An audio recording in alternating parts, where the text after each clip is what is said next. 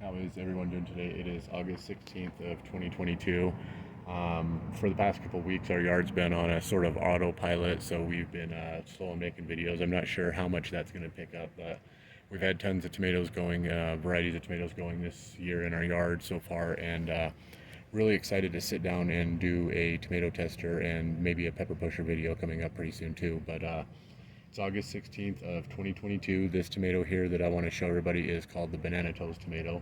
It comes from a Dwarf Tomato Project tomato, which is smaller varieties that are established seeds and types that are made to be smaller. This entire plant right here is only a couple feet tall, maybe 2.5 foot tall.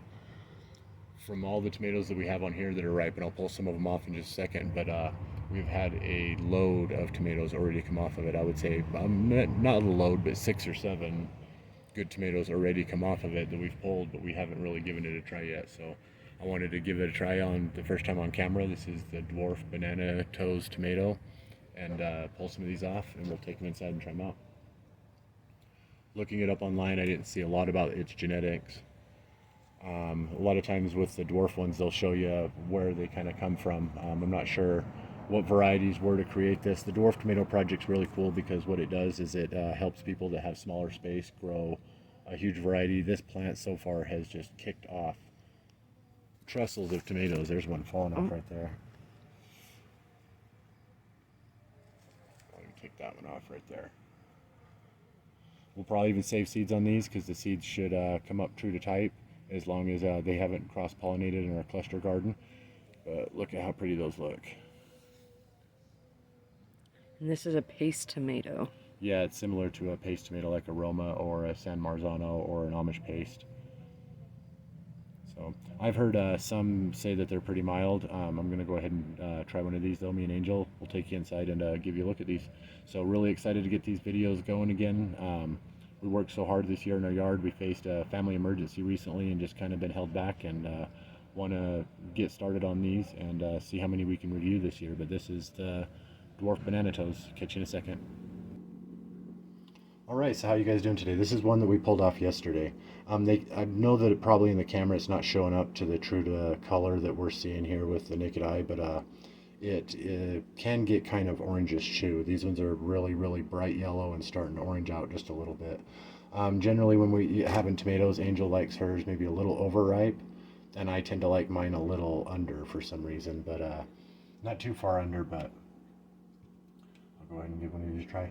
One thing I'd like to know is, see this little dot right here? It's kind of like a form of blossom end rot. What we've seen is several of these got this on our tomatoes. A few of them that we pulled off at the very first start. Sometimes blossom end rot can come from overwatering, underwatering, or uneven watering.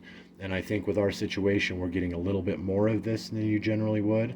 But it does seem like the shape on the bottom of these might be prone to it happening a little more often. So if anybody else has grown the Banana Toast tomato and noticed that they've gotten that, really it doesn't affect anything. I can cut this piece right off right here real quick, and as long as there's not any browning or rot on the inside, that's fine. Even with tomatoes that have blossom end rot, you want to get them off the plant generally, and so I was a little bit worried about these, but I'd like to note that just as I try to show what our personal experience is.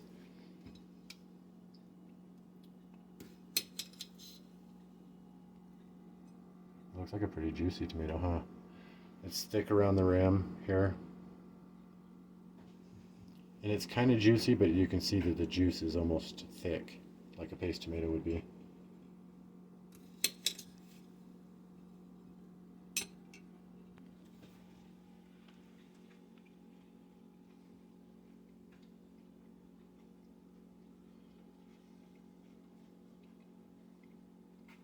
Let me cut another one real quick too.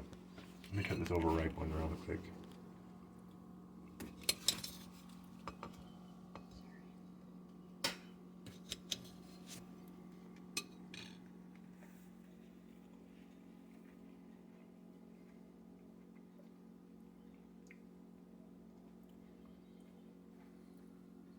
Angel will have to give this one a try.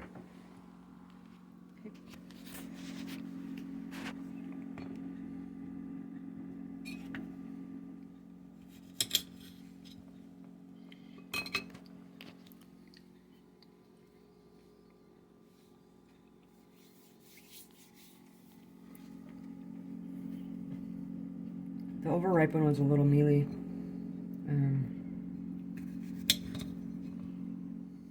But it definitely tastes like a paste tomato, like a very mild. Was that Not- one mealy too? A little. But it reminds me of a paste tomato, so it does have some juice. Mild, not very acidic. It tastes good. But I don't know if like our watering situation with all the rain we've been getting, the humidity. You can cut a whole nother one if you want to. I think it's going to be the same. No, it's okay. But I was super excited about this tomato. This tomato started putting on tomatoes really, really early. It's put on a ton of tomatoes. Other than that little problem that was happening with some of them, not a lot about that. I heard it was mild, so I'm thinking to myself, like, I might not be as into a mild tomato, but as far as a snacker that you could pull off, it would be pretty good. But my problem right now is I don't like the taste of this. It's not necessarily the taste, it's the texture. yeah, it's pretty mealy on both the overripe and the ripe. So it would be good for making sauce, you know. So Yeah, and definitely a being that sauce it's kind tomato. of mild, it would be almost like an ad for sauce. Like you would want a stronger variety or a stronger flavored tomato for being the base of the sauce. And then you would add this to thicken it up a little. to thicken it up a little bit. But other than that, man, I was thinking to myself, like, this would be a great tomato for like kids. Like, you know what I mean, for a kid to grow and stuff like that, and a nice little yard snack. But compared to some of the other plum tomatoes, I would rather eat a Roma or a San Marzano or something. And I know those are bigger plants, and so Yeah. I can see a place for these. And to be honest with you guys, it's really hard to talk tomatoes. We're not experts, 100%. We're not experts on this stuff. We are just showing our personal experience. But personally, I'm not really looking for an ad. I think that there is probably a better paste tomato than this. It's not that it's a bad tomato. I would recommend every single tomato that we've grown and every one that we haven't grown. If you haven't grown something in your yard and you can find one small place for a plant, that's a good option. As far as a high production, strong, stout, easy to manage plant, all the bells and whistles and everything are perfect here. Mild flavor a little bit. You gonna try it out?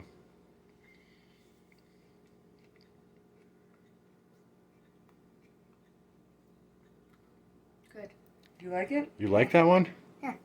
For a kiddo who doesn't like tomatoes, I guess it's the juice that he doesn't like, huh? Yeah, definitely the juice I don't like. Wow. So I'm changing Maybe my it is mind for here. kids. Yeah, this is a good kid tomato, I think. Kiddos never really tried anything like that, and seems like he likes it and stuff like that. I didn't like the texture of it mostly. To me, it's mild, texture was and a then the little- texture on top of that is something that wouldn't necessarily be a yard snack, and also being that these tomatoes ain't really big, they're plum sized. But I would say definitely I would recommend anything. If you haven't grown this before and you want to plant, maybe some people like that sort of, it was just really mealy to me. It was. The texture was kind of mealy, almost sandy, but if you make it up into a sauce and add seasonings, I think it would be good. The bottom part tasted good without the mealy part in it. It was like but this is the Dwarf Banana Toast Tomato. It's from the Dwarf Tomato Project. It's a epic plant to grow if you want just something that really, really is just bright and stands out and provides A lot. a mild paste tomato. If you have kids that they might like it, kiddo likes it. I think I would grow it again just because it's hard to find any kind of tomato or snack tomato or plant like that kiddo will try in peppers or tomatoes. So I'll take you guys outside and maybe have a last look at it and talk about it one more time, and then we'll catch you later.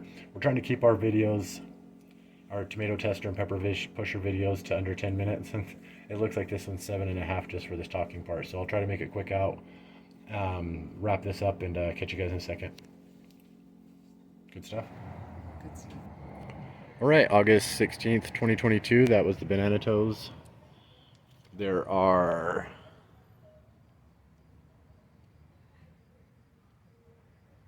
quite a few more on here. We probably already pulled 10, 15 over the past couple weeks. But I was really excited about this tomato just because of the cool name and, you know what I mean, the kind of plant and having a, we're looking for a paste tomato in the yard that comes from the Dwarf tomato project that might be really good. I heard this one was kind of mild, so I thought maybe Kiddo would like it. And then I got nervous about it because when I was trying it, the ripe one and the overripe one were both really mealy. I didn't really like, I don't know, I don't like the mealy that's in a lot of tomatoes, the texture of it. Sometimes it doesn't bother me, but it usually leans me straight towards making sauces and stuff like that. I wouldn't recommend this necessarily for a salsa even, or of course not tomato sandwiches, things like that, but a yard snack, a really bright tomato, really cool name, really cool plant, lots of cool things about it. So this is our first tomato tester video of 2022. We love you guys. I'm super excited to get these started again. We've had a rough couple weeks and fired up. So love you guys. We'll catch you next time. Thanks for watching.